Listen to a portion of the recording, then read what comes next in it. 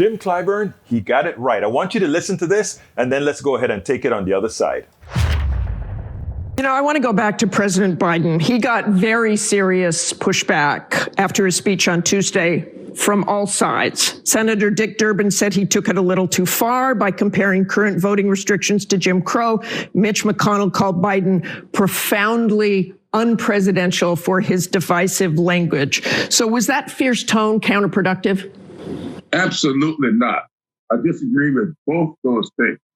I know Dick. I like Dick a whole lot. But let me tell you something. That's what Jim Crow was all about. We had vote during Reconstruction, which came to an end, by the way, in 1876. And when it came to came to an end, we got Jim Crow laws. That's exactly what these laws are about. These are Jim Crow 2.0. That is one of the strongest points of the president's speech that I agree with. So this whole notion, when you walk around and no one has ever discriminated against you because of your skin color, or you've never had to worry about having your vote counted, you can have those kinds of statements. But you're talking to one who knows a different history in this country. And that's exactly what these laws are. Jim Crow 2.0. And you know what is disconcerting? Every Democrat that you hear talk about Donald Trump is putting our democracy in danger. Donald Trump is being autocratic. Donald Trump doing all these things, right? You hear them say those words. Where is the act behind those words? If there is fire under the American democracy now, don't you try to put it out? When you have a Joe Manchin and a Kyrsten Sinema deciding that they won't mess with the sanctity of the Senate. Hey, we got three Supreme Court unqualified conservative thugs as justices under the presidency of Donald Trump, because they decided that they were going to hold back on Obama's pick, because they decided they didn't care anything about how the Senate operated. When they needed to act to get what they wanted, they acted. Now, one of the largest bases of the Democratic Party is the people of color, not just black folk, not just Latinos, many others.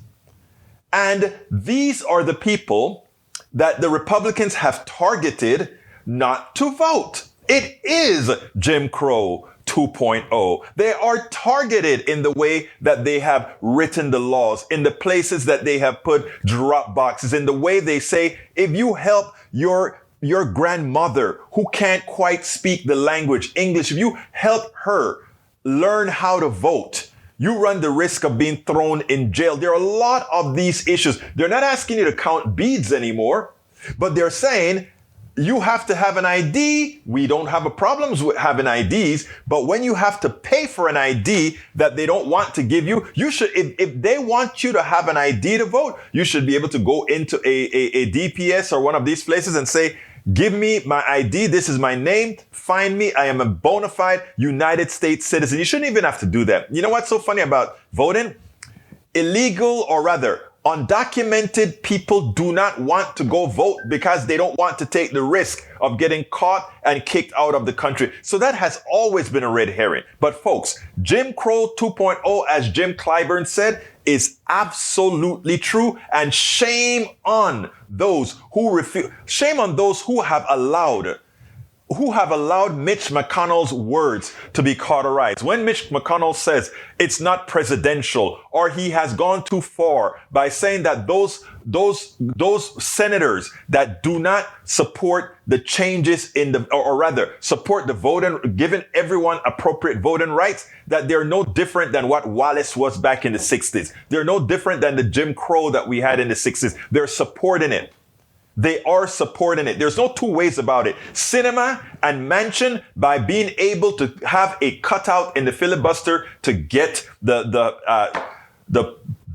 price bill passed, to get the debt bill passed. They allowed, remember this, folks, they allowed the filibuster to lapse in order to pass a debt bill.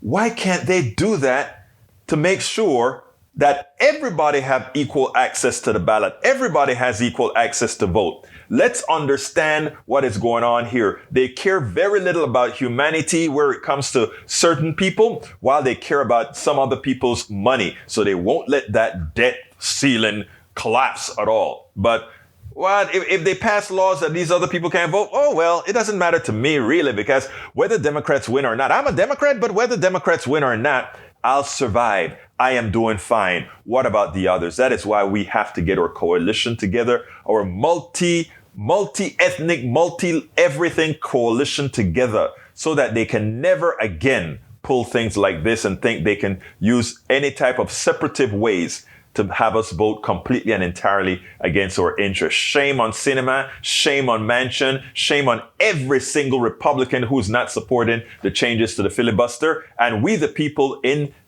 November, we better make a change. We better elect people who will blow past the filibuster and get it out of commission altogether as we start working on democratizing the Senate and getting to hell rid of the Electoral College. We spend a lot of time deconstructing the news, trying to parse it into a form that everybody can understand. We try to find those little nitpicks where it flies above the fray, etc. If you really like these videos that we do, I want to ask a big favor. Please go ahead. Number one, subscribe to our channel. And number two, please join if you can. Thank you so kindly for watching. Keep watching. Please remember to share. We must populate the entire internet with our progressive message, a message that we know is what most Americans say that they want. So help us, please join.